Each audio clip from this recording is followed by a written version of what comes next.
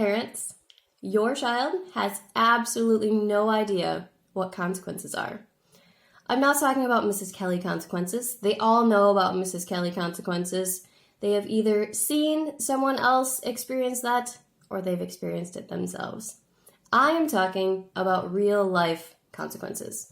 The things that happen as a result of what we say or what we do in our normal lives. And our kids really struggle with this for two reasons. The first reason is that they're kids. They are teens or preteens, and they think mostly about themselves. This is the natural way of thinking when you are a teen or a preteen. You were the same, I was the same. Kids for all of time have probably been like that, where their main focus is themselves. And they're not thinking about how their actions affect other people. The second reason our children have trouble with consequences is because of the time that we live in. Consequences that students have now are very different than when we were growing up, which was not that long ago, was it?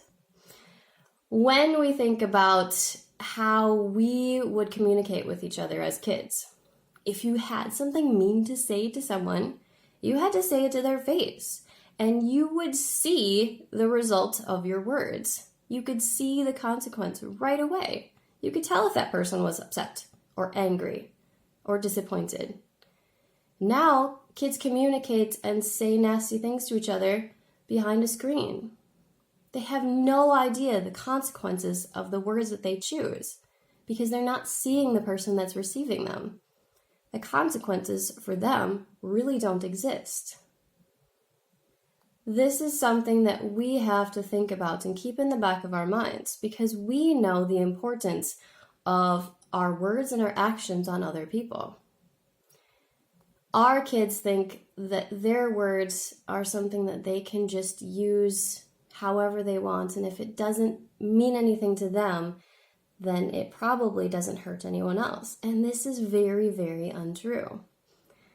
When I look back at my days in school, I still remember a time, I think I was in 3rd grade, where one of my classmates told me during gym class that my arms were bigger than his.